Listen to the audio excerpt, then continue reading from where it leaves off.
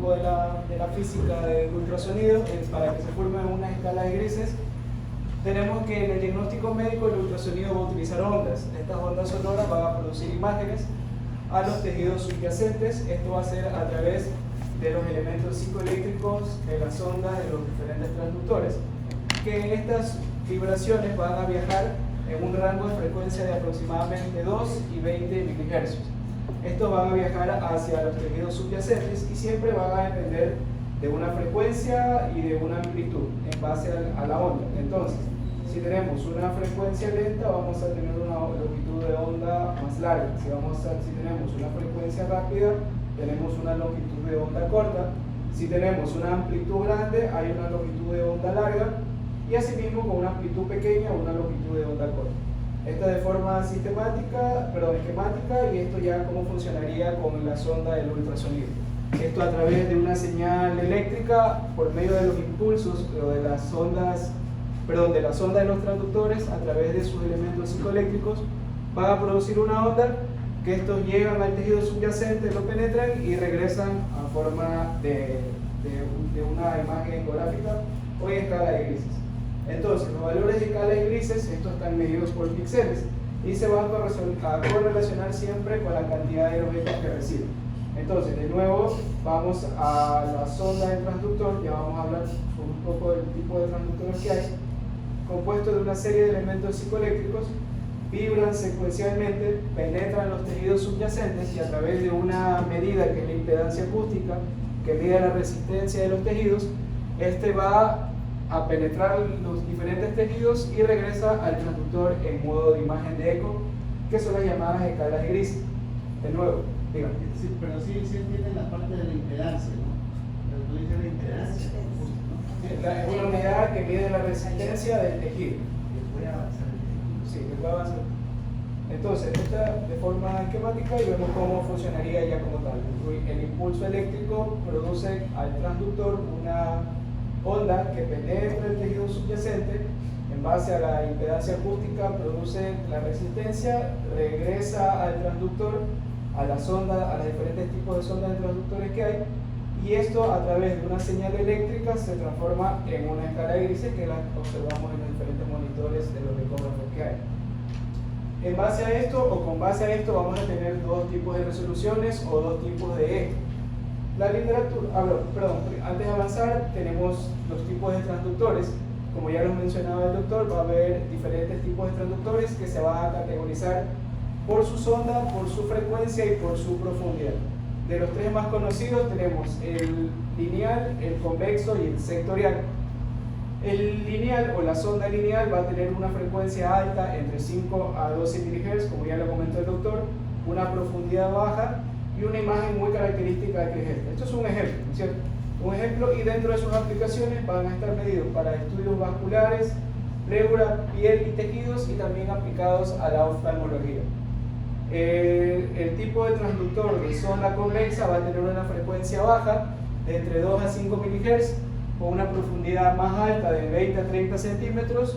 Esta va a ser la imagen típica y va a estar aplicadas en estructuras como el abdomen, se me fue el abdomen, tórax y en la neuroecografía. Y por último, el sectorial, que esto es una frecuencia baja con una alta profundidad, la imagen característica de él y sus aplicaciones para la ecocardiografía, para los estudios de tórax y las neuroecografías. Y así se van a ver: la sonda convexa, la sonda lineal y la sonda sectorial, ya con las diferentes características que les mencioné y específicamente cómo se observa en la ecografía los diferentes tipos de transductores. Esto es lo que les quería también mencionar, que hay diferentes resoluciones o ejes al momento de observar una imagen ecográfica o al momento de diferenciar las escalas de grises. Tenemos dos tipos de resoluciones o ejes, como menciona la literatura: un eje corto o transversal y un eje largo o lateral. Imaginemos que este es el transductor y proyecta la imagen. El eje axial o la resolución axial se va a medir en base a la profundidad y el eje lateral se va a medir en base a lo ancho. La diferencia del uno del otro es que nos va a ayudar en el axial a diferenciar dos puntos o dos objetos en un mismo plano o en un mismo paralelo. a diferencia de la resolución lateral, que nos va a ayudar a diferenciar los dos mismos objetos en un plano perpendicular. Un ejemplo claro de esto es en el estudio de los vasos sanguíneos. Como podemos observar, el primero, el eje corto, que observamos o diferenciamos los dos vasos, ¿cierto? El de arriba la arteria, el de abajo la vena, y en el eje largo, en cambio, vemos todo el trayecto de los vasos sanguíneos.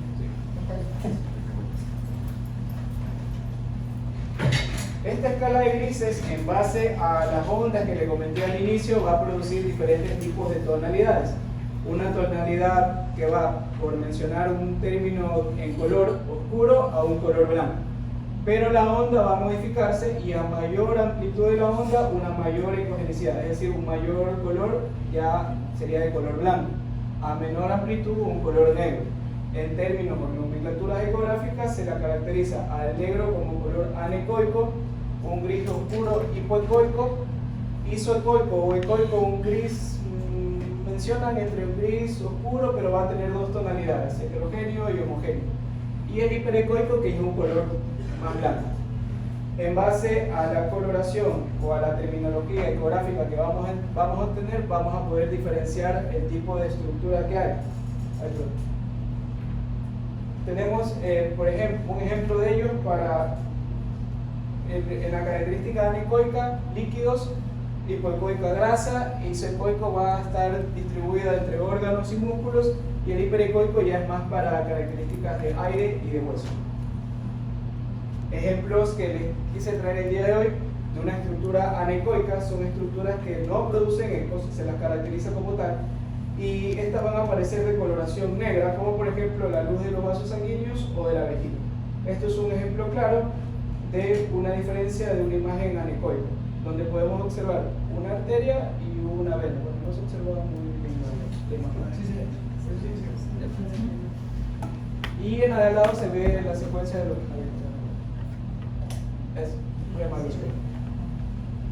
Ese es un ejemplo claro de una estructura anecoica.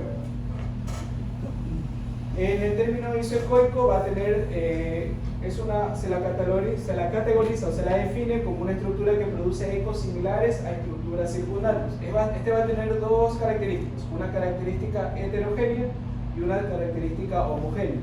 La heterogénea es un patrón de textura desigual y la homogénea es un patrón de textura más suave.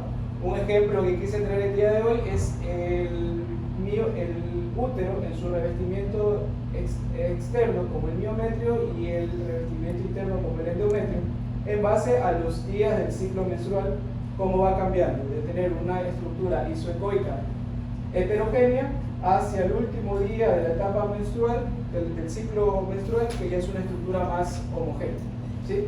Aquí podemos ver en forma ecográfica y al lado la representación. El color gris es el miometrio y vemos como esta estructura hiperecogénica, que es el endometrio en los primeros días del ciclo, a partir del día 14 la vemos ya que ya no es hiperecogénica, sino más bien hipoecoica, pero como tal mantiene o la describe como imágenes isoecoicas de característica entre heterogénea o a homogénea en base al ciclo menstrual.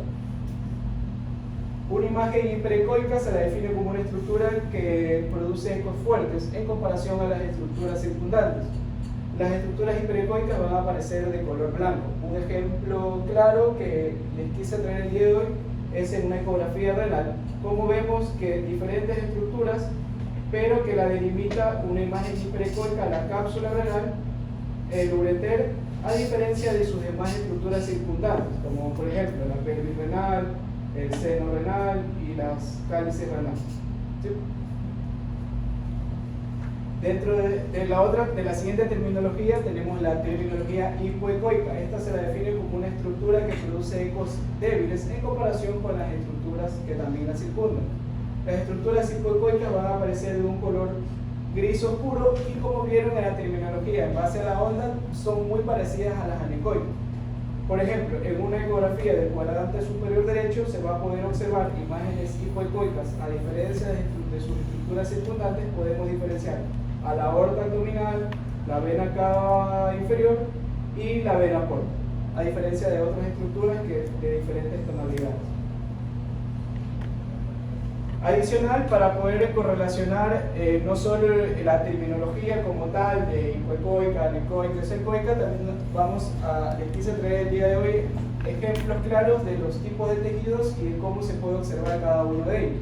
Por ejemplo, en los aspectos de los tejidos musculares, esto, como ustedes pueden observar en un eje largo, el músculo tiene una característica, las fibras musculares como tal tienen una característica más hipoecogénica, pero que a su alrededor, como ustedes pueden ver, las líneas blancas o hiperecogénicas es el tejido conectivo. Adicional, el cartílago hialino va a tener una característica hipoecoica o hipoecogénica. La miofasia o la aponeurosis se observa de característica hiperecogénica. El nervio en un eje corto se observa hiperecogénica en forma de panal de abeja, a diferencia de un eje largo que se lo observa en un plano más fascicular. Los ligamentos de igual forma, de características hiperecogénicas en un eje largo, el fibrocartílago y el hueso de características totalmente hiperecoicas. Esos son interfaces, ¿no? ¿Perdón? Sí. Son interfaces las que se ven ahí en las líneas. Sí. Sí, ¿no? Son interfaces, ahí hay impedancia, hay interfaces para que se pueda ver Para ese que se mapa. pueda producir. O sea, esa es la aplicación de la física que hemos visto, usted ya lo está hablando en otro sentido, me parece bueno, ¿sí? Bueno, entre las otras imágenes para poder ir familiarizando, tenemos por ejemplo la grasa subcutánea, que esta tiene características hipoecoicas, pero que tiene un revestimiento curvo hiperecogénico, que son las láminas del tejido conectivo que la circunda a ellos. Tenemos también que diferenciar los vasos sanguíneos, como se observan, las glándulas de tipo isoecoica más homogéneas. Y por último, uno de los ejemplos que quise traer está los tendones, que también se aparecen de forma hiperecogénica en un eje largo y de forma o de característica estriada. Estas imágenes que les mencioné hace un momento son imágenes reales, pero también existen imágenes no reales que se producen por el obstáculo del ultrasonido, que estos se caracterizan como artefactos. De los artefactos descritos, la literatura menciona 5. La sombra acústica posterior, el reforzamiento acústico posterior, el artefacto en cola de cometa, la reverberación y el artefacto en espejo. Entonces, para mencionar cada uno de ellos, la sombra acústica posterior, se caracteriza como cuando el haz del ultrasonido choca con una superficie altamente reflectante. Esta imagen puede ser hueso, metal y calcio, y seguido va a dar una imagen posterior, es la llamada sombra acústica posterior. Como un ejemplo claro, podemos ver los cálculos de la vesícula biliar. Podemos observar una imagen altamente reflectante y abajo la sombra acústica posterior. El segundo artefacto se lo categoriza como el reforzamiento acústico posterior, y esto sucede cuando el haz del ultrasonido atraviesa tejidos de poca quemación, como por ejemplo líquidos o sangre, y estos van a permitir el paso sin dificultad, y adicional también va a producir un falso aumento de la luminosidad por el gas. Entonces, de forma esquemática, la sonda envía su haz de ultrasonido, penetra este elemento de poca quemación y produce esta imagen de refuerzo acústico posterior. Esta imagen es característica de un quiste. Por ejemplo, un quiste se puede observar así, como podemos observar. Tú ves un reporte de un quiste, te dice imagen anecoica con Reforzamiento acústico posterior. Exactamente. La reverberación como tal, o las llamadas líneas A, son líneas paralelas espaciadas uniformemente que son causadas por ondas ultrasónicas que reflejan de un lado a otro. Esto por lo general entre el transductor y una superficie altamente reflectante. Se mencionaba que esto, más que un artefacto, es una angulación diferente al momento del estudio ecográfico, que eso se lo va a ver más adelante. Estas líneas A, como por ejemplo, un ejemplo claro de esto es cuando penetra en el tórax, cuando se topa el aire y el hueso, ¿sí? Adicional, tenemos el artefacto en cola de cometa, o las llamadas líneas B.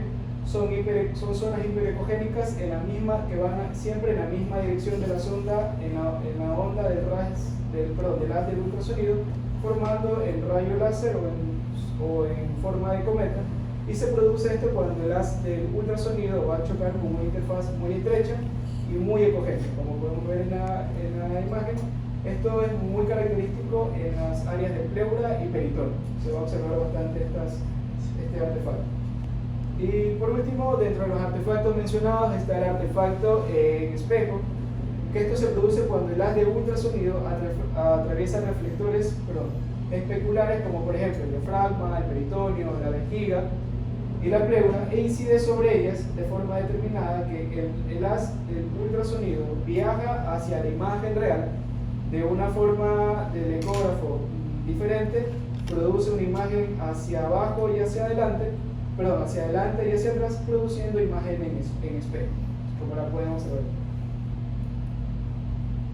Dentro de los modos de imagen en la escala de grises, en el uso médico tenemos tres de los principales, que está el más común, que es el modo bidimensional o el modo B o el modo 2D, el Doppler y el modo continuo. Por mencionar el modo B o el modo bidimensional, consiste en la generación de una imagen bidimensional a partir de las ondas recibidas por la sonda del ultrasonido. Este nos va a ayudar a diferenciar las diferentes estructuras anatómicas en base a la impedancia ya mencionada, como por ejemplo una imagen muy característica del cuadrante superior derecho que la podemos diferenciar claramente. A diferencia del modo B o el modo en movimiento, que es una imagen generada por el modo M, que va a representar la estructura a lo largo del tiempo, como por ejemplo en una sonda lineal, cuando se pone la sonda del transductor en una cavidad del corazón, en una cavidad cardíaca, y nos va a ayudar a ver el tiempo por el cual se mueve o está vibrando esta cavidad. Y por último, el modo Doppler, hablando un poco del término de él, este va a ayudar, básicamente mide su estructura por el movimiento de un objeto. Esto quiere decir que si tenemos un objeto reflector que se mantiene estacionario, la onda que se refleja hacia el transductor no varía. Pero el Doppler mide el movimiento. ¿Qué quiere decir esto? Que si este objeto se desplaza hacia el transductor, va a haber un aumento en la frecuencia. ¿Sí podemos ver? Y si este objeto se aleja del transductor, va a haber una reducción en la frecuencia. En la escala de grises, el modo Doppler se va a pintar de dos colores, el color rojo y el color azul. El color rojo es cuando el objeto se acerca y el color azul es cuando el objeto se aleja. Nos ayuda para medir el flujo sanguíneo en los vasos, en el corazón y en los órganos. El modo Doppler, por ejemplo, en el flujo sanguíneo nos ayuda a ver el movimiento de los eritrocitos. El modo Doppler a su vez tiene diferentes modos. Uno de los más conocidos es el modo Doppler Color, el Power Doppler y el Doppler Continuo. Bueno, sé que de esto ustedes lo voy a mencionar, solo lo voy a mencionar un poco. El modo Doppler Color es básicamente lo mismo que les mencioné, pero que en la escala de grises lo va a pintar de color rojo y de color azul. Color rojo cuando el objeto se acerca al transductor y el color azul cuando se aleja.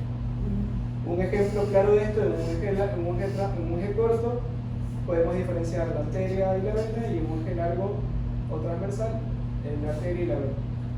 En el Power Doppler aquí no va a haber coloración en escala de grises de rojo y azul, sino más bien de amarillo anaranjado, y esto más que todo porque no mide el movimiento, sino la magnitud del flujo como tal.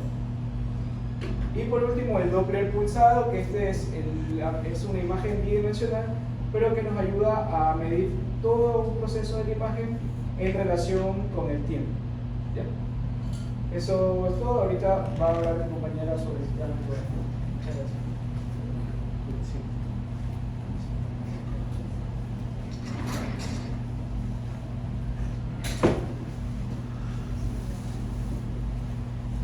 Buenas tardes, doctor y compañeros. Bueno, continuando con la exposición, ahora vamos a hablar sobre los planos ecográficos de corte. Los planos ecográficos de corte van a ser tres principales: el plano transversal, el plano longitudinal o sagittal y el plano coronal.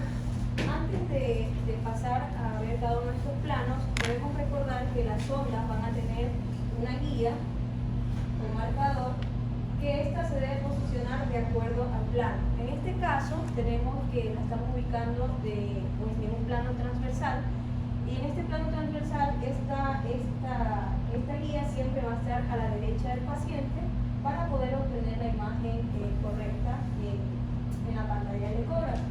Aquí vamos a ver que algunos ecógrafos también marcan esta guía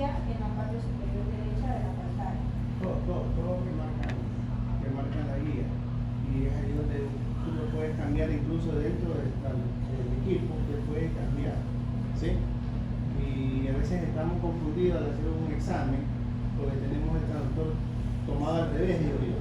Se hace difícil, como cuando usted quiere, si usted es diestro y quiere escribir con la mano izquierda, o sea, se te hace difícil. Claro. Es buena esa referencia, es muy buena. Bueno, aquí tenemos el plano transversal, como ya mencioné. Entonces, el traductor se coloca perpendicular al eje mayor del paciente, con el marcador hacia la derecha para poder obtener esta imagen. La imagen ecográfica que vamos a obtener en un plano transversal es en la parte superior de la imagen que observamos en el monitor, va a estar lo más cercano a la zona, ¿ya? Lo más superficial. En la parte inferior va a estar lo más profundo. En el lado izquierdo va a estar el lado izquierdo del paciente y en el lado derecho pues va a estar el lado derecho del paciente como tal. ¿Cómo le explica a sus compañeros eso? Perdón. ¿Cómo le explica a los compañeros eso? El lado derecho, el lado izquierdo, ¿cómo la O cosa? sea, el lado derecho de mi cuerpo es el mismo lado derecho que se proyecta en la pantalla. Sí, entiendo. Ya, no, es que bueno, ella repetirle porque lo estudiaron. Y ya cuando hagan el eco, cuando ustedes estén haciendo un paciente con el eco, que a veces te dice que el lado derecho es el izquierdo mío, así te dice, ¿no? El lado derecho del paciente es el izquierdo mío, y ahí viene la confusión. Aquí tenemos a la compañera, ¿eh? Aquí está, ahí está. Sí, perfecto. Ya, ella es el paciente, ¿verdad? Y aquí usted tiene la muestra del traductor al lado derecho. Lo que ella está refiriendo ahorita.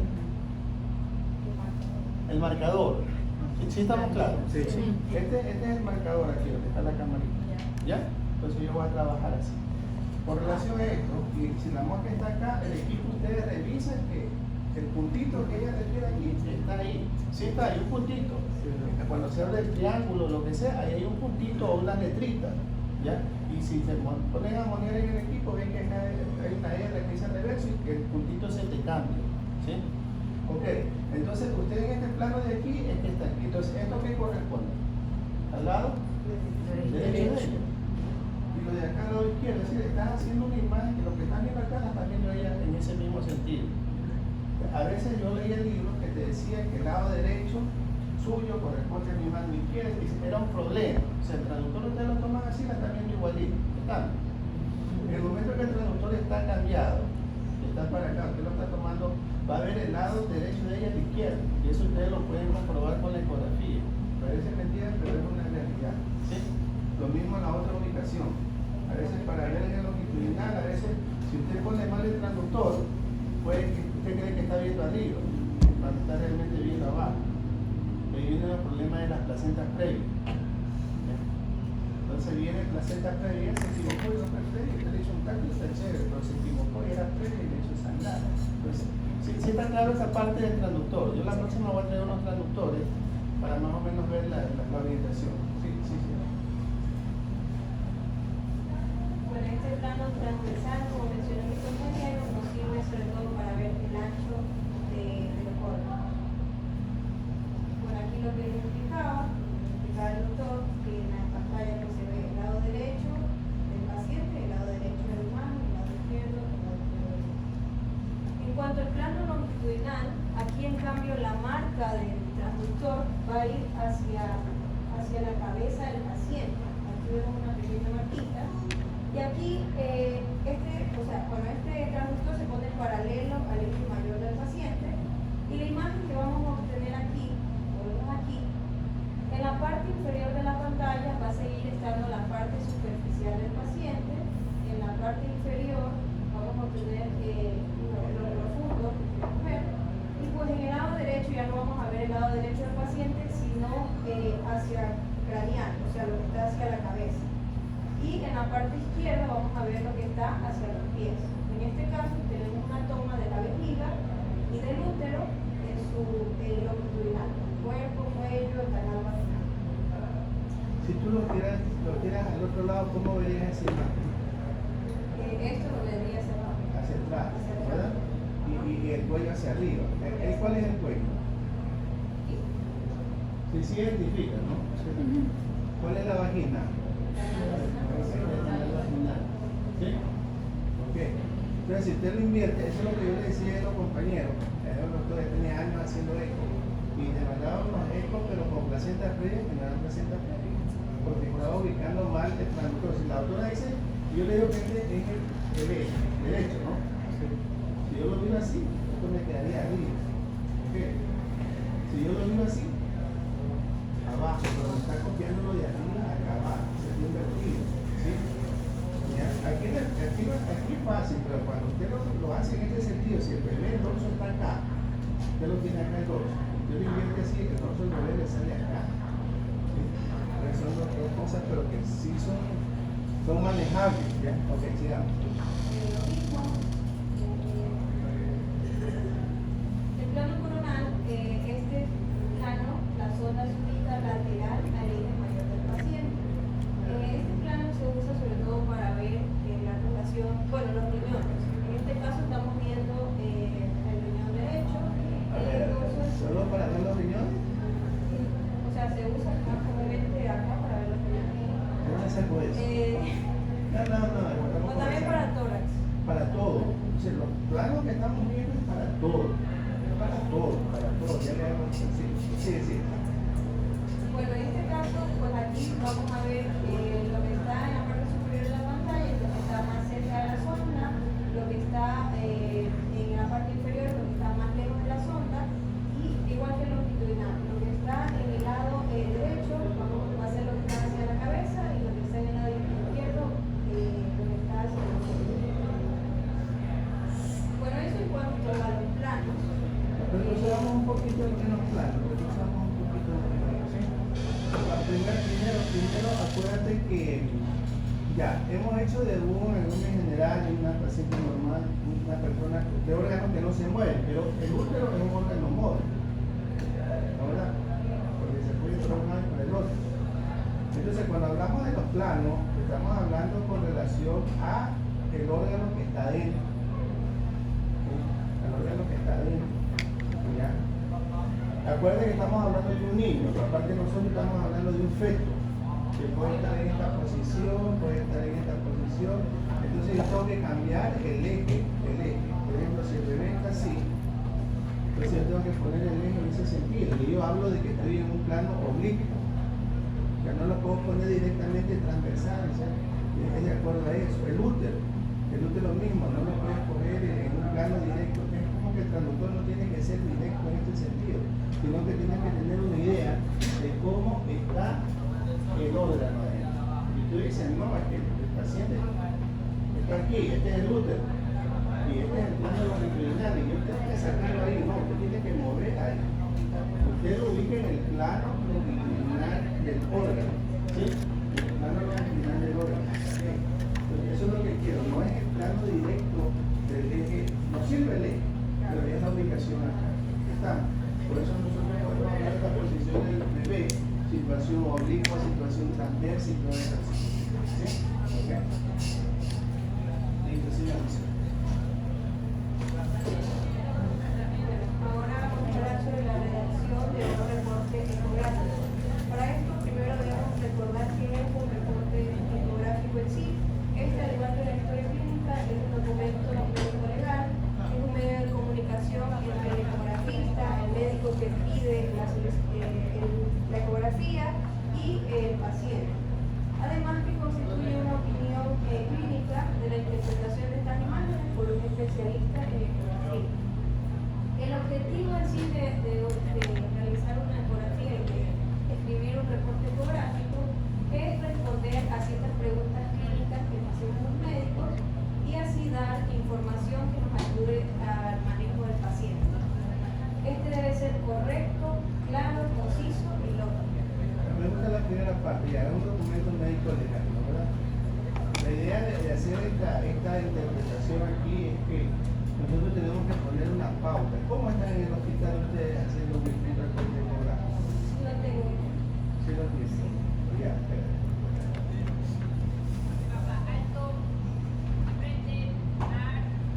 Sí.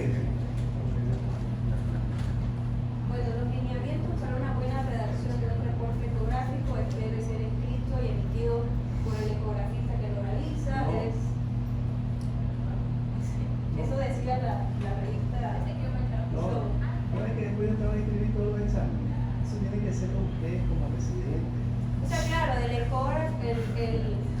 la persona que hace el estudio debe escribir. Eso creo que es a lo que se refiere. No, no es por molestar. Sí, no, pero sí es interesante esa parte. Nosotros teníamos en otros tiempos teníamos secretarias, ¿ya? Que nos hacían los exámenes. Yo no alcancé mucho eso, pero era una vaina, porque ella se acostumbraba, ponía y solamente firmaba, ¿sí? Entonces como que se perdía esa parte de ahí, la parte de legalidad, se perdía hasta la autoridad, porque la otra ya hasta diagnosticaba, o sea, entonces sí debe ser supervisado y probablemente hasta realizado. Nosotros en el hospital lo realizamos nosotros, lo escribimos, ya, ya tengo formato, porque si me pongo a escribir uno por uno, olvídate, ya, pero ya tengo mis formatos, ya tengo mis ideas, y esas ideas pues las vine plasmando. Si les comenté en un momento dado, vengo plasmando desde el otro hospital, porque no tenía el hospital Sotomayor, ¿ya? Porque yo quería tener mis ideas, pero no me paraban asuntos, ¿ya? Pero no era muchacho en ese tiempo, porque los otros dominaban y, por ejemplo, poner los diámetros fetales y poner las semanas, eso me cuestionaron, que para qué quería las semanas, si la gente lo que en verdad lee es el informe, que esa parte es la que usted tiene que ir sacando. Ya yo la saqué, lo voy a sacar un poco. Entonces, ver las semanas y si son concordantes o no, cuando usted hace una revisión del examen, ¿sí? ¿Qué es lo que te interesa en el examen? Que eso después vamos a irlo limando un poquito, ¿sí? Bueno, la persona que realiza este estudio va a ser el completo responsable de la profundidad y el contenido del mismo. Asimismo, la persona que realiza el estudio debe estar en conocimiento de sus limitaciones, es decir, que si él cree que no ha podido obtener un buen diagnóstico o está en duda, debería pedir una segunda opinión. Idealmente se prefiere que este reporte sea impreso, pero en caso de que no sea impreso y sea escrito a mano, debe ser escrito con pluma negra. Debe tener la fecha correcta, debe estar firmado con el nombre de la persona que lo realizó y el cargo. Y se debe, lo que menciona el doctor, usar un texto prehecho, es decir, un formato, o en el sistema electrónico para así no tener obviaciones de ciertas cosas que se deben notar. El estilo de este reporte debe ser claro y conciso, se debe usar el tiempo presente, no se deben evitar reglas técnicas y usar terminología standardizada. Cualquier acción o recomendación debe ser claramente reportada y este reporte debe ser conclusivo e indicar cuando los hallazgos son consistentes con el diagnóstico específico. Entonces, ¿qué es lo que debe tener en sí este reporte ecográfico? Debe tener la historia clínica, las estructuras examinadas, la descripción de los hallazgos, la interpretación de los hallazgos y la conclusión. Entonces, los componentes de un informe de ultrasonido, una de las partes más importantes que debe tener son las características del paciente, ¿no? Los nombres y apellidos completos, el número de identificación, en este caso el número de historia clínica, que es la misma cédula, la edad, preferentemente la fecha de nacimiento, la gravedad y disparidad y la fecha del último periodo menstrual. Debe existir la indicación de por qué se envía este estudio de ultrasonido, ya que el conocer la indicación le ayuda a la persona que va a realizar el estudio a fijarse, o sea, después de haber hecho toda la ecografía y lo básico, fijarse en cierto órgano para determinar si existe alguna patología en la cadera. Creo que es bueno eso, ¿no? Tanto hay órdenes ecográficas que a veces vienen ecotétrico de alta complejidad, uno, pero no te menciona nada más, ¿sí? Eso es uno. Y a veces ecodoppler, pero el paciente ni siquiera sabe qué es eso. Incluso hasta el paciente debe ir informado. Entonces ahí es donde tú dices, bueno, yo le llamo los dopplers deportivos, sí le llamo muchísimo dopplers deportivos, porque te los envían por si acaso, nada más, ¿ya? Y el paciente quiere que tú le indiques por qué le envían el examen, ¿ya? Y a veces cuando le envías también está que le das vueltas, que es un poquito más avanzado, que le van a ver al bebé cómo está su alimentación. O sea, son cositas que a veces no hay criterio para enviar. Entonces, el estudio tiene que ir a decir, ¿usted por qué lo está solicitando? ¿Sí? Y Y también el paciente tiene que ir orientado, tiene que ir orientado. Bien, entonces, esta exposición ha dividido entre cómo se hace un informe de ecografía obstétrica y un informe de ecografía ginecológica. En la ecografía obstétrica, lo que nos importa, los tres componentes esenciales, es la información básica sobre el embarazo, es decir, visualizar la vitalidad del feto mediante los latidos cardíacos, el saco gestacional, el número de fetos, la localización de la placenta, para descartar en este caso algún tipo de placenta previa, la medición del líquido amniótico, la presentación y situación del feto. También las mediciones biométricas fetales, entre estas el diámetro promedio del saco, la longitud craneocaudal, el diámetro biparietal, la circunferencia cefálica, la circunferencia abdominal y la longitud del feto. Asimismo, detalles anatómicos fetales, como en la ecografía que se realiza en los pacientes. Este es un ejemplo del Hospital Matilde, en sí, el reporte que le dan a los pacientes. ¿Sabes que yo, a lo que tú mencionaste hace un momento, me hubiese gustado, me gustaría, no, eso está bien. Ahí está la ahí está la translucencia nucal, señale la translucencia nucal en ese embarazo pequeño. Esa es la translucencia nucal, ¿sí? Que es una translucencia normal, etcétera, ¿no? Bueno, ok. Ya, en lo otro, sí me gustaría, cuando ustedes tengan, yo no lo pongo, pero se me ha ocurrido, en la historia clínica del paciente, en el eco del paciente, ponerle el teléfono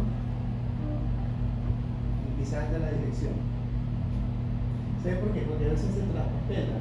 O tú tienes un caso especial y con esas estadísticas al uno, al otro, oye, se me ha ocurrido y las voy a poner en mis historias, por lo menos el teléfono del paciente. ¿Ya? Bueno, sigamos. Bueno, me di cuenta que este reporte es un poco sencillo, falta la historia clínica. No, déjalo ahí, estamos analizando. Está bien. Sí. Gracias por traerlo, porque de eso le podemos sacar mucha ventaja. Sí. En sí, este es el que entregan al paciente, Está pero bien. existe un reporte que no lo traje, que es el que sale electrónicamente en el sistema. Parecido, No. o mucho más. O sea, tiene más datos, tiene todos los datos de la paciente, pero eso es para el médico popular. Sí, pero en lo que tú ves esto y el otro, le Más llamas tiene el otro. sí, pero ¿qué es lo que tiene de más? De los datos del paciente, nada más. Nada más que tiene, nada. tiene lo que usted dice, el teléfono, la historia Ya, clínica, fecha de vamos. nacimiento, la indicación y todo eso. Bueno, en este reporte aquí, reportan con el número de efectos, la presentación, situación y las medidas que mencioné anteriormente, ¿no? Asimismo la placenta, el líquido amniótico, se hace una pequeña interpretación y la conclusión final del diagnóstico como tal. En este caso lo que falta es el diagnóstico de Iván. Soy Iván moderado, se ha saltado aquí, no sé por qué no lo acuerdo. No, y también abajo, porque dice netamente de un caso real, que ahí tiene que poner abajo si es técnico, el caso de imaginólogo, porque eso Pero ahí lo que existe.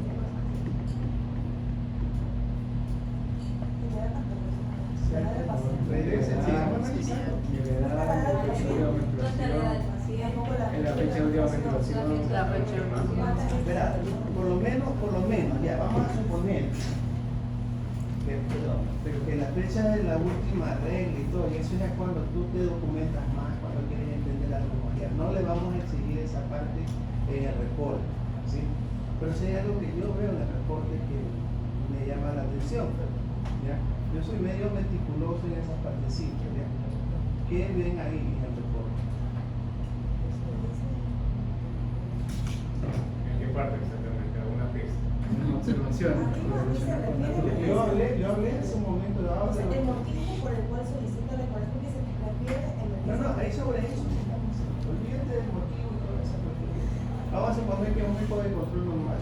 Es la hoja la que mide, es tu presentación, en otras palabras. Ah, ok. Es tu presentación. ¿Ya? Dice feto 1, o sea, la persona piensa en un feto 2. Ya que nos hacemos los cuartos. No tiene la semana, doctor. No tiene la semana de PVP, 4 semanas. semana tiene. Espérate, no te por teléfono. Pero ya dijo que era la presentación.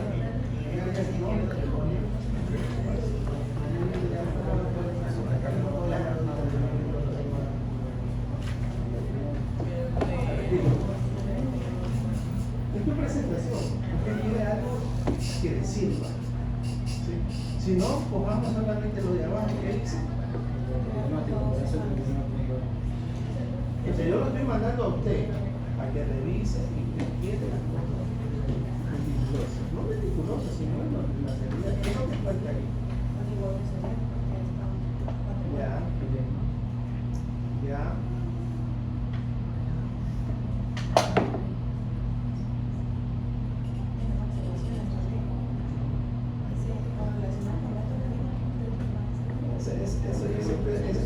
Esas observaciones yo las veo a veces como una sacavuelta. Sí. Por las observaciones tú las haces. Tú las haces y las haces bien. ¿Sí?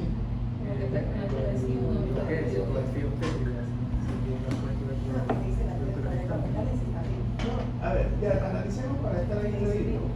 Mira, en primer lugar, ¿cómo tú sabes que el DBP corresponde a 39 semanas, que el otro corresponde a que Pone los valores referenciales. Los valores referenciales. ¿Sí? Lo hace a profe. Yo les expliqué hace un momentito. Yo saqué esto del hospital porque era así. Váyase. Entonces dice, ponme los valores. ¿Cómo tú sabes que tienes un dolicocéfalo? ¿Cómo sabes que es una cabeza normal? ¿Sí? ¿Sí está? ¿Cómo? Yo sé que es 39 semanas. O sea, a ustedes esto les obliga a revisar el examen desde ese punto de vista. Ustedes pueden hacerlo con tablas y todo, pero realmente aquí sí, el ecografista, el que informa, tiene que ponerlo y nos evitamos de estar buscando las tablas. ¿Ya? Entonces, esa es una observación. La otra observación que yo tengo es la parte de milímetros, por ejemplo. ¿Ya? Yo soy cargoso en eso. Milímetros es con M minúsculo. ¿Ya? Y tú me dices, oye, parece da risa, pero es nuestra presentación. Es mi presentación. Centímetro con C mayúscula, M mayúscula. En el hospital de acá lo hacen bastante. Lo hacemos, no hay problema. Pero para mí, yo trato de ser normal.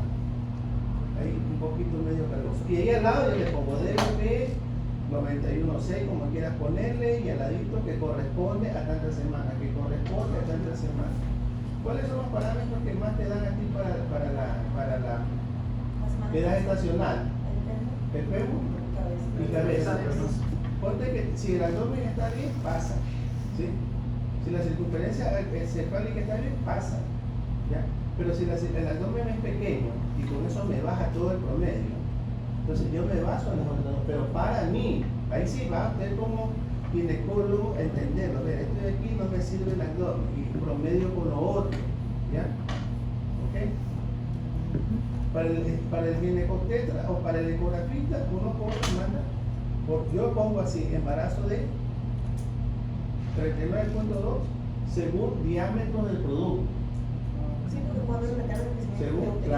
Según diámetro del producto. Quiere decir que si tenía por cabeza 37, por fémur tenía 36, por abdomen tenía 33, y me dio un promedio de 34, 35 semanas, yo le pongo ahí, pero yo me justifico, eso es suyo, y eso le pongo abajo como nota. Se sugiere considerar el residuo por tal y tal circunstancia. Y cuando sigamos nosotros avanzando en este tipo de reportes, acuérdense que esta edad estacional, a menos que usted no conozca a la paciente, usted la tira abajo. ¿Cómo tira abajo la edad estacional?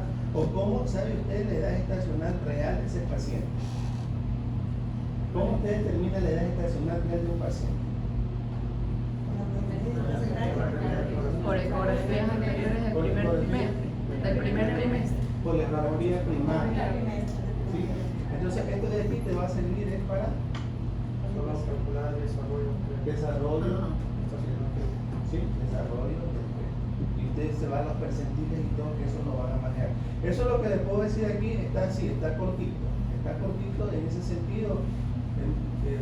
Si esto es un formato que tiene, sería interesante que lo traten de cambiar, pero si no lo pueden cambiar ustedes, por lo menos que les quede la idea. Y cuando ustedes tengan eso ahí para que puedan comparar. Y cuando tú ves a alguien que dice que debe ser como que compartir. compatible o no es compatible con el espejo, porque ya ustedes están viendo, pero ¿cómo vas a saber aquí si es compatible o no es compatible? Porque no tienes la referencia, ¿sí? Entonces, eso es, y ahí lo que tú decías también, el oligoano, por ejemplo, esa escala de líquido aniótico, en 25, como que 25 ya no sé qué escala está, ¿verdad? Sí. Entonces hay que tener esa parte de ahí. Entonces, eso es más o menos lo que yo le digo, un reporte bien, incluso como que usted lo estadifica, separa una. Yo, por ejemplo, ahí todavía, a mí me falta poner, por ejemplo, cráneo y fase. Para mí, todo paciente, todo esto es un estudio en detalle, ¿sí? Sea un eco que se lo pida o no se lo pida. O sea, tú vas, ¿qué pasa si esa criatura de ahí tiene un ventrículo más grande? Si es un niño con lesión del labio, por lo menos como que dijo King, tú realizas y tú sabes que va bajando eso. Como dice que yo no le veo las extremidades porque ya es un niño grande y yo tengo mi formato de extremidades, la saco. Claro que yo sé que ya lo vieron anteriormente y que la primera vez que la vio estaba bien, pero yo no las estoy viendo. Entonces no voy a poner, no veo extremidades porque el niño está grande, no, simplemente lo saco. Y si mañana viene algún problema en cuestión de que me faltó una extremidad o algo, simplemente yo no lo recorté, pero haciendo mi esfuerzo de tratar de ver. Tú no tienes la obligación de ver las 4 extremidades y todo en un niño de 31 semanas que esté apretado, porque ya eso lo viste a las 13, a las 20 semanas, y ya se supone que eso ya pasó, ¿sí? Okay, pero no quiere decir que con eso usted no lo vaya a intentar verlo ahora. Ya, pero si no lo alcanza a ver agotando todos los recursos, muy bien, puede sacarlo del formato que usted tiene. Sí, o sea, le faltan esas cositas. Entonces te da margen de seguridad y van aprendiendo más todavía. Van aprendiendo más. Ok, sigamos. Bueno, ahora un informe de ecografía ginecológica. En este informe pues, se van a evaluar estructuras como el útero, los ovarios y el fondo de saco de números. En el útero debemos medir la longitud, el diámetro antero-posterior y el diámetro transverso. Asimismo, el grosor endometrial que se debe tomar en el plano sagital. Los ovarios igualmente se debe hacer una medición del diámetro longitudinal, la medida antero-posterior, la medida transversa. Y en cuanto al saco de números, cuando este tiene presencia de líquidos u otras anomalías, vamos a poder observar que las trompas normales se ven claramente. Esto es un indicativo de que hay líquido en el saco de números. En cuanto al informe que redacta la Matilde, pues solo tengo el formato vacío, bueno, estaba ahí, no encontró. Ajá. Entonces este es el formato que ellos tienen, una ecografía pélvica. Tenemos que ellos evalúan el riñón derecho, el riñón izquierdo, la vejiga, en este caso el útero, la posición en la que está, la textura, si se observan o no imágenes sólidas o quísticas, el fondo de saco y acá la calidad endoscopial. Bueno, algo que me olvidé mencionar también en un informe ginecológico, en caso de que se encuentren imágenes como masas o quistes, porque estas también deben ser descritas con todas sus medidas, en las tres medidas, ¿no? Longitudinal, transversa y las medidas, bueno, aquí está también en este formato, que sería la medida del útero y desde el ovario derecho, ovario izquierdo, las observaciones y la impresión de la imagen. El informe es casi similar a lo que usted.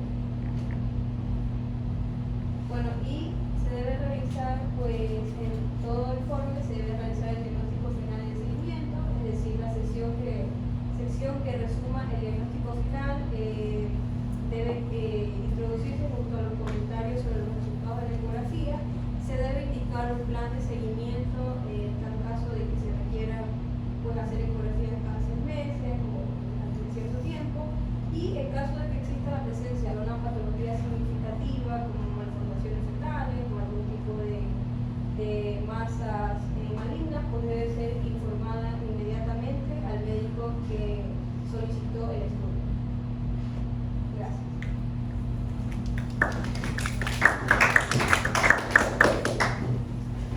Bueno, entonces hemos visto un formato, ¿no?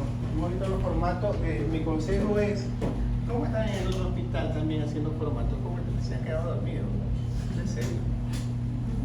¿Cómo están en los otros hospitales con los formatos? ¿Ah? Todavía no roto, pero ¿Todavía no rota?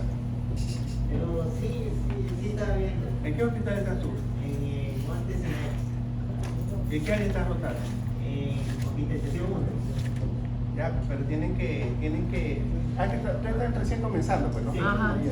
De todas maneras, cuando tengan oportunidad y todo, miren los reportes, toda esa cuestión. Sí, lo está viendo. Ahí el que desea lo hace, no sé si ponen ventana única o 4 bolsillos, o si se firma o charla. Yo le dije hace que la semana, pero estaba bien por teléfono con ustedes. Es que yo he visto en Quevedo, yo trabajo en Quevedo. Ya. Algunos ecografistas le ponen las semanas con respecto a el diámetro parietal, longitudinal del fémur, el abdomen. Y con respecto a esa ecografía ahí, estaba rara. Bueno, creo que es normal, pero estaba 74.